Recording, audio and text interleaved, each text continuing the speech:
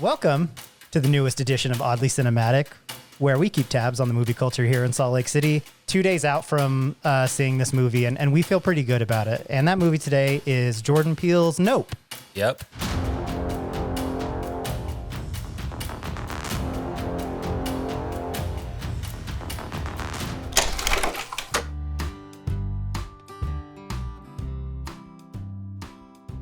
So what's your temperature on Peele? Personally, I don't love super high temperatures, but my temperature on Jordan Peele has always been very high. Even, prior to Get Out, I was a fan of Key and Peele. I was a fan of Keanu even. My temperature on him has always been high, and that has only increased. I think that he is one of the most interesting, filmmakers working, especially within like the studio space. You know what I mean? Like, I think you can really point to a bunch of filmmakers that are doing just as like thought-provoking stuff outside of it, but inside of the studio system, he seems to be probably the most, like, I'm gonna go see that dude's movie no matter what. And it's probably gonna challenge me in ways that I'm not expecting, even if I'm expecting to be challenged. Do you know what I mean? I think that's an interesting thing that you pointed out. The fact that he's a studio filmmaker, even from Get Out, he was working with Universal. And just out of the gate, he kind of had his resources. But that was kind of what was interesting about Get Out as a sell back in 2016. The trailer for Get Out came out in October of 2016. And I think everyone was like, wait, this is what Jordan Peele's doing now? Like, Keanu came out earlier that year, like I think spring. Yeah. And then in the fall, they released the trailer for Get Out. And you're like, wait, what? And it's a Blumhouse thing. They already had some credibility. The trailer is awesome. I went back and watched it again, and the trailer for Get Out was really good and intriguing. So the combination of the concept being interesting, the trailer being awesome, the Blumhouse credibility, and then just the idea that this comedian is now like doing auteur filmmaking. Right. It was just enough of a sell. And then even then, I don't think people were prepared for what Get Out actually became. Totally. Which is just this complete smash. And it actually paid off. Like, it was actually a movie that was really exciting. Even if you didn't want to engage with it intellectually, it's just a good popcorn movie. Yep. But then if you wanted to discuss it on that next level, it was interesting. I mean, it peaked in terms of like when it came out in the political climate that it came out. You know what I mean? Like, you can't you really can't separate, as annoying as it is, the inauguration of Donald Trump like 3 weeks before this movie came out in theaters, you know what I mean? And so I think that's definitely a part of the reason that it was a hit, on top of it being just an excellent movie to watch. And a lot of people, I think, when they talk about it retrospectively, it's like, oh yeah, it kind of rode that political wave.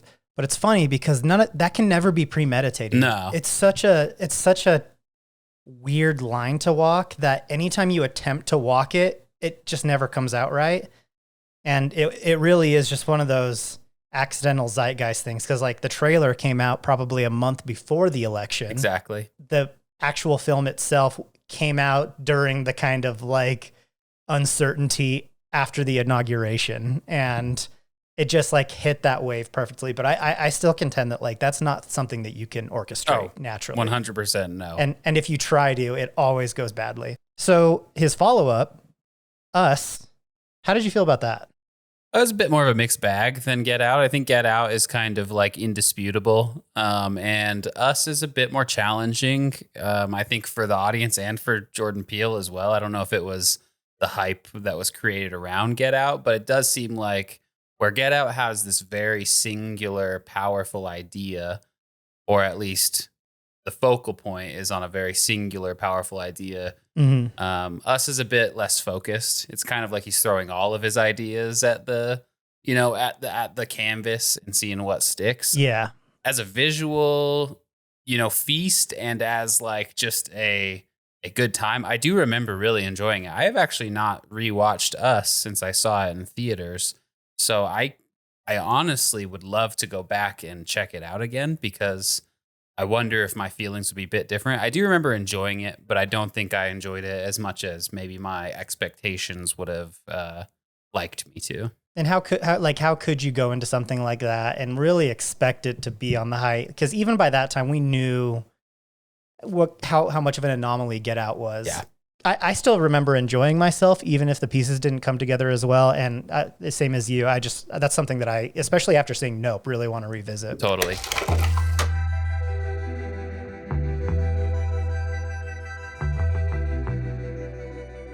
Let's start with the story. So I want to talk about the plot, the characters, the setting, the pacing. How did this movie wash over you just on the first view? Oh, it was wonderful. You know, I think that he really teases the story out slowly. I do think that a lot of the heavy lifting of like exposition and maybe character development is a little bit left to the actors to pick up on. Yeah, you know what I mean? I see that. Like, there's not a ton of background on either of our leads. And that might bug me in a lesser movie, but I think that given the performances and just the general vibe around everything else that was playing out, I really didn't bother me until I was trying to kind of pick apart my thoughts afterwards. Do you know what I mean? Yeah, it's like the most kind of exposition on the characters you get from actually the two main characters interacting with each other. Yeah. Exactly. Like how they engage with each other, how they bring up things from their past and, you know, either work together or hurl insults at each other. That's kind of how you get that. And that's a really, I think, interesting approach to that. Totally. Something else that I found interesting just about the themes of the movie, Get Out cannot live without its very obvious metaphors and like the themes that it's playing with. And then he's throwing so much at us idea-wise with Us. And then in this one, I think he really pulls back. And it's been really interesting to read about the film afterwards and see people speak confidently and elegantly about what they think the movie is about. And those ideas range quite a bit. Yeah, it's almost like it's not built for a declaration of anything. Exactly. It's built for a conversation. Even before he helmed the Twilight Zone reboot, that Jordan Peele was like, oh, he's doing this Twilight Zone thing, even with Get Out. And I think this movie drives that home more than anything. The kind of intrigue about human nature, not only human nature, but the social issues and weird miracles and phenomenon. Twilight Zone was the same way. It wasn't always making declarations about things. Funny things would happen in Twilight Zone. And then after the episode ends, you would go, what would I do in that situation? Or, oh, that brought up a really interesting point about how we treat people. This movie's going to delivers the spectacle, but it's not the main focal point. And I almost think it's a little bit of sleight of hand to where it's like, okay, I'm doing Spielberg, I'm doing Nolan, but also I'm sliding in the Peele underneath. Right. Would you say that this is his funniest movie? I would say yes. I think every one of his movies has like the comic relief. Tim Heidecker and Elizabeth Moss kind of play that in Us, and then Lil Rel Howery. Yeah, he's hilarious in Get Out. But I think that multiple people are kind of sharing that honor in this movie, and everyone kind of has their moments in this, to where it's not just like one specific person. And not only that, but all of them also have these dramatic beats too. I think with Get Out and Us, a lot of the comedy comes from like it acts to inflate or deflate tension. The big famous laugh that comes out at the end of Get Out is like to deflate the tension. The big tension deflate in that movie comes from seeing a TSA logo. Yeah. Which is hilarious. Like, it's so funny. And so, but yeah, I agree. It's like this more consistent, even thing where they're not acting out of character to be comedic people. They're just acting in a way, like with Daniel Kaluuya's character, he's very stoic. He's kind of a, you know, like, I wouldn't say like a prick, but he's kind of just like a stick in the mud. He's no fun. And I don't think they're trying to make his character comedic, but I think Jordan Peele and Daniel Kaluuya both know why you would laugh at that person. Right. They understand what could be funny about that person, and then that will come through. And he's not supposed to be comedic, but you laugh at him sometimes.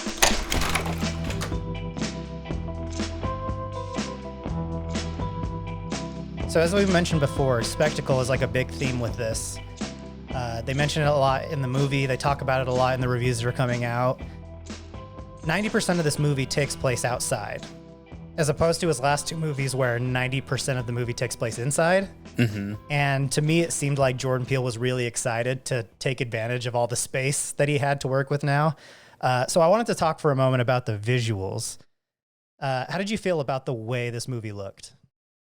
Oh, I thought, just as you said, like, I think it is increased. It like increases Jordan Peele in scope. You know what I mean? Like, he is taking such a step forward, and it's almost like I saw it in large format. I don't know where you saw it, but I saw it in large format. Mhm. And man, those like vistas that like they're looking out at constantly, like kind of just staring into the ether. Like, you find yourself doing that same thing. Like, Yeah. the film is so big that you're searching the screen. Like, it's just a huge canvas. You know what I mean? And the way that they play with that, I was happy to see it on a big screen because it was just, I don't know, really a sight to behold. I completely forgot. Like, see, I remember the Note poster and then the IMAX thing and that being kind of a surprise. Like, what? He's doing IMAX? That's crazy. And then this week when I was looking up showtimes, it completely slipped my mind. And now I'm like, I have to go back, especially after seeing it now. I think this is the best looking film that Peele has done. And yeah, and I think that's saying something because he's really quite the visual storyteller. Yeah. Mm-hmm. This enormous scope is in large part thanks to Hoyte Van Hoytema, who's been Christopher Nolan's go-to cinematographer for years now. He's no stranger to swinging around an IMAX camera.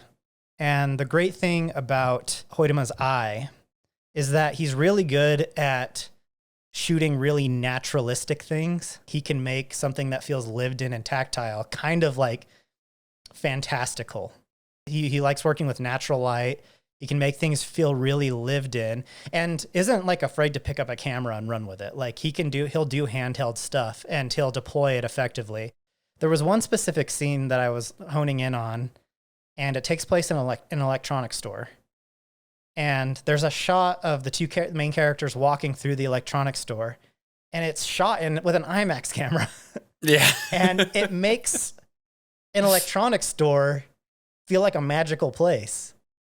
Well, yeah, and I mean, you can go even further too, because like we said, the big stuff obviously looks great. Sure. We know that that's going to look great. Yeah. The electronics store looks great. And then even like a super small, just like close up of like Daniel Kaluuya at nighttime. Mm-hmm. And I don't know if Daniel Kaluuya did her some credit for this, for just having those powerful eyes, but yeah, like the way that some of these close ups are shot is just breathtaking. And it's just like, how can something like kind of so small and like really easy to just kind of phone in if you just, just point the camera at him, I guess, and call it good. But no, it all just looks beautiful. And there's a scene in the middle of this movie that I won't like give away at all, but just like this image of the house that they live in is just going to like stick with me. And like, I'll just keep thinking back to it constantly because it's just like, that is where you get someone who is as adept at kind of creating these images as Peele is, and then you team him with someone who is as powerful of a cinematographer as Hoytema is, and man, that's like where it's like kind of reaching its peak, I think. Yeah, I saw an interview with Jordan Peele too, where someone asked him, do you think you're going to work with IMAX from now on? And he was just like, he's like, you know what? I hate when like people make grand declarations about what needs to be done in film. But man, is it addicting. Yeah. Like once you pull that thing out and you're starting to frame shots, he's like, it's amazing. And he's like, I probably will. And that's really exciting.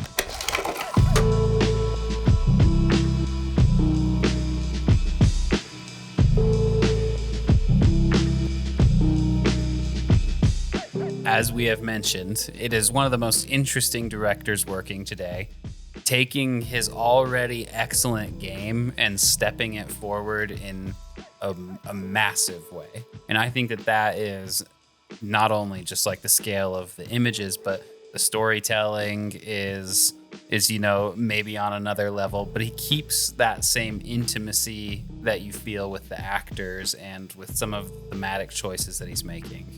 I think that there are like genuine moments of awe, like jaw hit the ground sort of shit. Mm-hmm. There are like really, really disturbing moments. And then, as we've covered, it's very funny too. It's kind of like the summer movie in the best possible way. It hits all those bases that you really want it to. It's entertaining, it's thought-provoking, and this is fleeting, but it is original. You know, that is something that is exceedingly rare, and so it's nice to support something original while you have the chance. Yeah, it does. It is like one of those like perfect summer blockbuster movies.